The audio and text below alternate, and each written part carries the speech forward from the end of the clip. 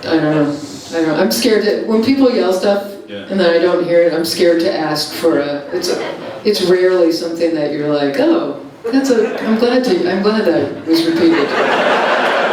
Though I will say, so far this audience is really upping the percentage of those, because I've had to respond to like 3 things that were actually worth responding to. We played a show recently, I'm not going to say what town it was in. It wasn't in Texas. Oh my God.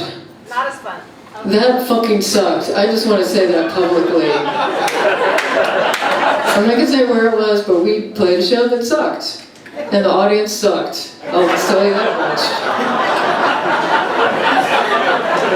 Those were not the whole audience, but several really obvious members of an audience that come up front and start just yelling shit at you, like as if you're, I don't know, as if they're like drunk relatives at a wedding or something.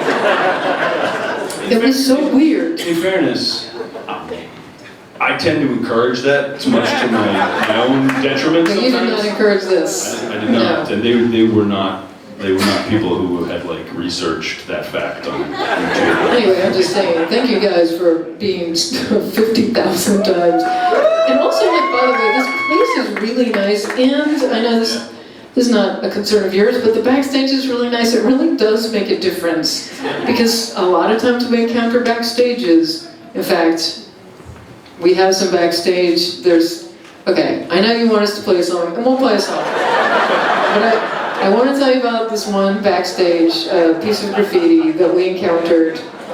Because most of the time in rock clubs, the walls are covered in graffiti, and it's almost always drawings of male genitalia or variations on that theme. Yeah, in various states of Tumescence. We're not filthy. We're just reporting. We're not filthy. We're not drawing these drawings.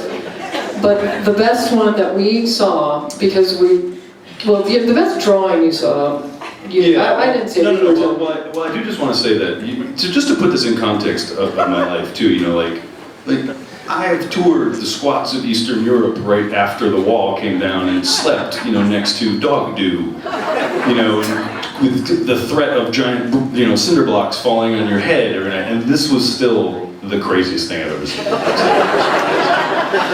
Now, are you talking about the bird that you saw, or the list that we saw? I wasn't talking about the bird, but I'll talk about the bird.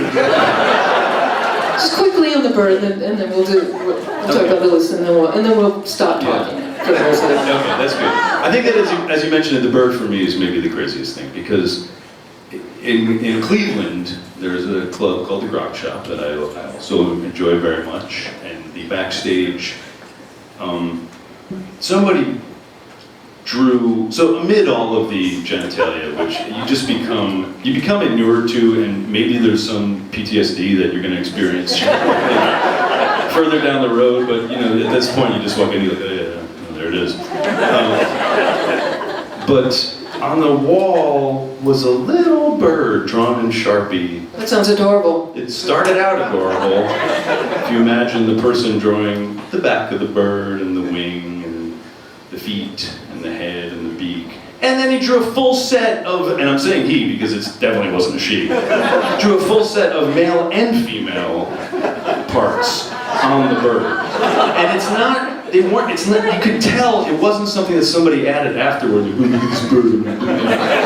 part of the original design, because there were broken lines, like where things crossed. And it's really haunted me, because I feel like I can get in the minds of a lot of people when they do certain things. You say to myself, like, well, I can understand why they can't. I get why they did that. They're going through a thing. Nope. There's no explanation. Yeah. Well, that's how I felt about this. It was a place called the Bottom of the Hill, and this was drawn on the back of the dressing room door, and it was a list.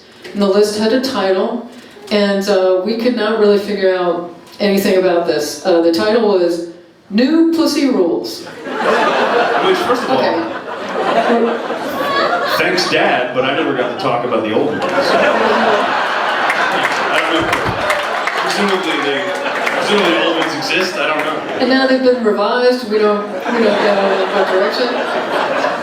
There was 4 things on the list. First one was never pull out. Just on the face of it, that seems like terrible advice. Depends on what your goal is, but... So that's number one. Number two was never get out.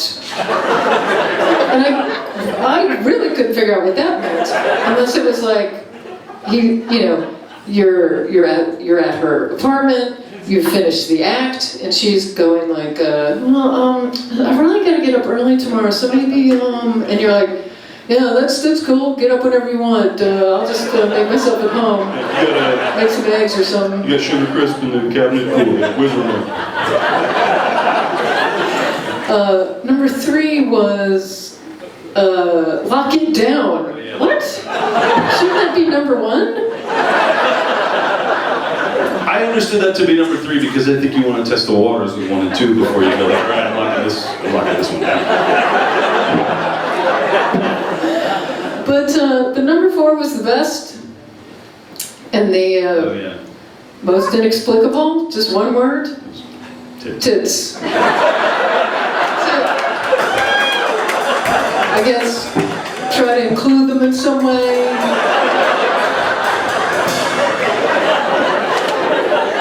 Always a bonus if you can have them.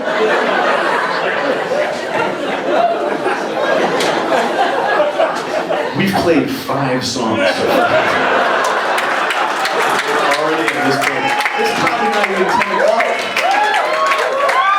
Alright, I do apologize. Honestly, we're just so relieved we're not in that other gig that we played, that we're very, very, very happy. So let's launch into this and go right through another handful before we start blabbing again. Okay. Okay. This is called You Can't Help Me Now.